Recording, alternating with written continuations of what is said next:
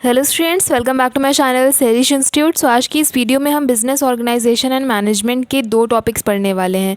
पहला तो है essential features of business and दूसरा है ऑब्जेक्टिव ऑफ बिज़नेस। इसके अलावा जितने भी टॉपिक्स हैं उसको हम दूसरे वीडियो में देखेंगे और इन दोनों के टॉपिक में जितने भी पॉइंट्स हैं उसको हम एक एक को डिटेल में समझने वाले हैं। ठीक है, तो चलिए फटाफट से स्टार्ट करते हैं।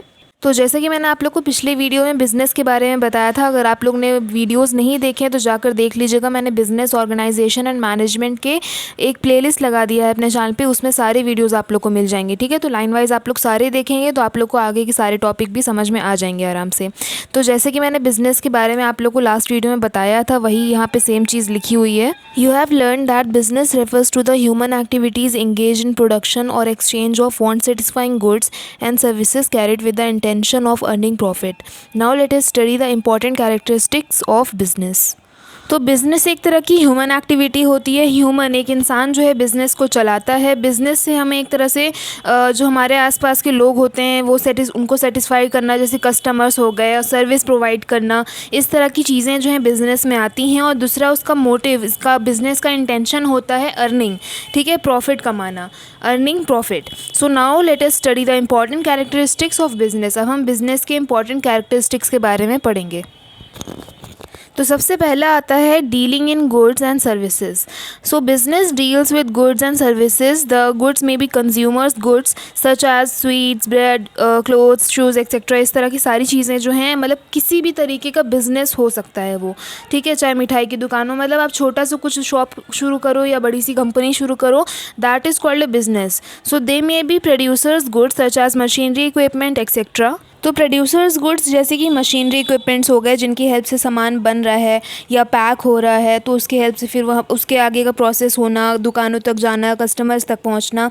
तो ये जो मशीनरी इक्विपमेंट्स है ये भी इसमें आते हैं, which are use to produce further goods for consumption, आगे का काम सारा चलने के लिए। So business also deal with services. Business जो है सर्विसेज में भी डील करता है, जैसे ट्रांसपोर्ट हो गया, बैंकिंग, इंश्योरेंस। तो ये सब हमारे लिए सर्विसेज हैं जो कि वो भी एक तरह का बिजनेस है। ठीक है, सेकेंड पॉइंट है production and exchange. You can call an economic activity a business only when there is a production or transfer or exchange or sale of goods or services for value. If goods are produced for self consumption or presentation as gift, such activities shall not be treated as business. In a business activity there must be two parties, a buyer and a seller. Such activities should concern with the transfer of goods or exchange of goods between a buyer and a seller. तो इसमें पहली line का मतलब है कि एक economic activity business तभी कहलाई जाएगी जब उसमें प्रोडक्शन होगा, ट्रांसफ़र होगा, एक्सचेंज होगा, सेल होगा गुड्स का, या फिर सर्विसेज प्रोवाइड करना, मतलब पैसों का आना जाना, गुड्स का इधर से उधर आना जाना, एक्सचेंज होना, सेल होना, बाय होना। तो ये सब सारी चीज़ें हमारी बिज़नेस में आती है, अगर ये तभी इकोनॉमिक एक्टिविटी कहलाई जाएगी। लेकिन अगर जैसे कोई चीज़ हम अपनी मर्ज़ी से कर रहे हैं, उसमें कोई ऐसा मोटिव नहीं कि हमें पैसे अर्न करना है, पैसे कमाना है, तो वो हमारी नॉन इकोनॉमिक एक्टिविटी में आ जाएगा। ठीक है, जैसे कि मैंने आप लोगों को बताया ही था, economic and non economic activity में दोनों में बीच में डिफरेंस। ठीक है, so if goods are produced for self consumption, अगर हम जो है प्रोड्यूस करते हैं गुड्स को अपने खुद के लिए या किसी को गिफ्ट देने के लिए, तो उस तरह की एक्टिविटीज़ जो है बिजनेस के तौर पे उसे ट्रीट नहीं किया जाएगा। In a business activity there must be two parties. जो बिजनेस एक्टिविटी होती है उसमें दो पार्टीज़ का होना ज़रूरी है। वो कौन कौन सी पार्टीज़ है? एक होना चाहिए बायर, दूसरा होना चाहिए सेलर, बेचने वाला और ख़रीदने वाला। Such activities should concern with the transfer of goods or exchange of goods between a buyer and a seller. तो देखो, बायर होगा ख़रीदने वाला, तभी तो सेलर काम होगा, मतलब दोनों का आपस में कनेक्शन है। अगर सेलर में और बायर में दोनों में कोई एक मिस हो जाता है तो वो काम नहीं आगे बढ़ सकता। ठीक है, तो सेलर अगर सेल कर रहा है कोई सामान तो बायर जो है होना चाहिए वहाँ पे, नहीं तो बिज़नेस ठप हो जाएगा। तो एक बिज़नेस तभी चल सकता है जब यहाँ पे दोनों पार्टीज़ मौजूद हों, बायर एंड सेलर। अब आता है हमारा third point, continuity and regularity in dealings. A single transaction shall not be treated as business. एक सिंगल ट्रांजैक्शन, कोई एक चीज़ खरीदना या बेचना, वो हमारा बिजनेस नहीं कहलाया जाएगा। Activity is treated as business only when it is undertaken continuously और एट लीस्ट रिकरेंटली। कोई भी चीज़, कोई भी एक्टिविटी बिजनेस तभी कहलाई जाएगी जब उसमें कंटिन्यूटी होगी, मतलब एक बार, दो बार, तीन बार वो ट्रांजैक्शंस चल रहे हैं, खरीद रहे हैं, बेच रहे हैं, खरीद रहे हैं, बेच रहे हैं, खरीद रहे हैं, बेच रहे हैं, ये चीज़ चले। फॉर एग्जाम्पल, अगर एग्जाम्पल से आप लोग को समझ में आएगा ठीक से, if a person sell his residential house, एक इंसान ने अपना घर बेचा, it is not considered as business, तो उसे बिजनेस नहीं कहा जाएगा, क्योंकि हर कोई अपना घर बेचता है, कभी ख़रीदता है, कभी बेचता है, फिर कभी ख़रीदता है, तो वो उसका बिजनेस नहीं है। लेकिन कोई इंसान अगर ऐसा है, if he repeatedly buys houses and sells to other, अगर कोई इंसान ऐसा कर रहा है कि वो कंटिन्यूसली ये प्रोसेस कर रहा है कि कभी घर खरीद रहा है फिर बेच रहा है, फिर खरीद रहा है फिर बेच रहा है, ये चीज़ कंटिन्यूसली उसकी चल रही है, तब वो such activities come under a business.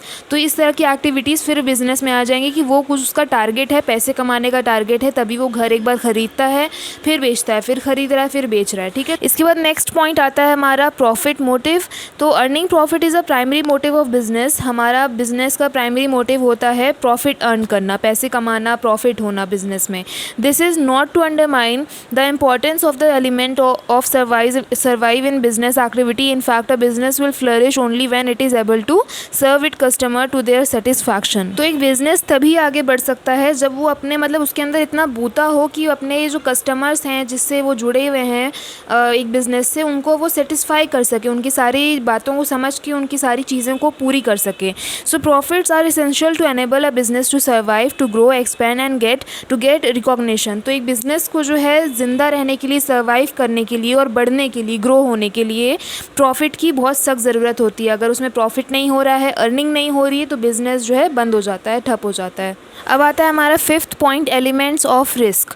In every business there is a possibility of incurring loss. हर बिज़नेस में जो है घाटे का एक वो होता है, चांसेस की हो सकता है कि बिज़नेस ना चले या बिज़नेस में कोई नुकसान हो जाए बड़ा। So this possibility of incurring loss is termed as risk. तो इसको हम रिस्क कहते हैं। There are two kind of risk. इसमें दो तरीके के रिस्क होते हैं बिज़नेस में। जैसे कि पहला है risk whose possibility can be calculated and can be insured. Losses due to fire, flood, मतलब कि ये वो रिस्क है जिसमें उसको हम कैलकुलेट कर सकते हैं कितना नुकसान हुआ। जैसे कि अगर आग लग गई तो गुड्स हैं भाई, उसमें सामान दुकान में रखे हुए थे बहुत सारे, पूरा इकट्ठा करके पूरा स्टॉक रखा था, उसमें आग लग गई, बाढ़ आ गई, अंदर दुकानों में पानी चला गया, चोरी चकारी हो गई। तो ये सब जो है कुछ ऐसे एग्जांपल्स हैं। सेकंड है हमारा रिस्क में कि risk whose probability can not be calculated. इसको हम कैलकुलेट नहीं कर सकते and which can not be insured against. इसके अगेंस्ट हम कुछ कह भी नहीं सकते, कंप्लेन भी नहीं कर सकते। एग्जाम्पल जैसे कि चेंजिंग टेक्नोलॉजी चेंज हो गई भाई, कोई ऐसी कंपनी है जिसमें कुछ टेक्नोलॉजी का काम है भाई, टेक्नोलॉजी बदल गई तो उसमें जो है लॉस हो गया, कुछ नहीं कर सकते। फॉल इन डिमांड, मतलब कि कोई ऐसा प्रोडक्ट था जिसकी अब कोई डिमांड नहीं रही, लोग पसंद नहीं कर रहे हैं, अब कोई उससे भी अच्छी चीज़ आ गई है तो वो जो कंपनी थी वो डूब जाएगी।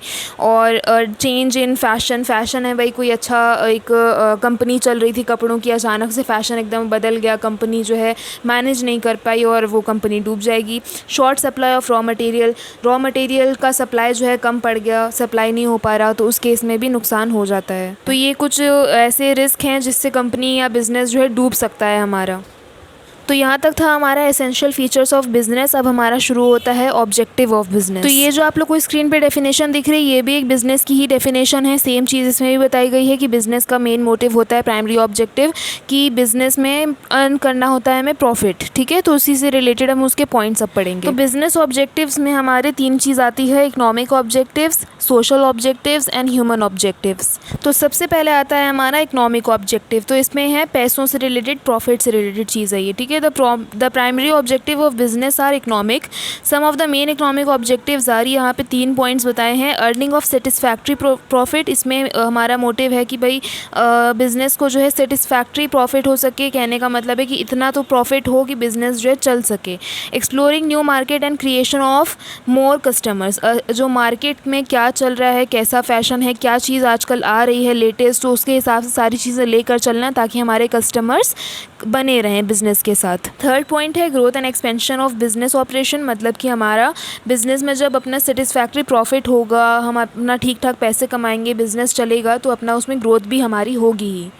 बिज़नेस का ऑब्जेक्टिव होता है एक सोशल ऑब्जेक्टिव। तो बिज़नेस जो है सोशली हमारे लिए कैसे एक अच्छी चीज़ है, जैसे business being a part of the society has obligations towards the society also. Some major social objectives are, जैसे कि पहला है providing more and more employment opportunities to the people in the country. हमारे देश के लोगों को एक तरह से जॉब दिलाना, नौकरी हो उनकी, कोई भी बेरोज़गार ना हो। सेकेंड है supply of quality goods to the community, एक अच्छी क्वालिटी वाली चीज़ें जो हैं लोगों तक पहुंचाना, कस्टमर्स तक पहुंचाना।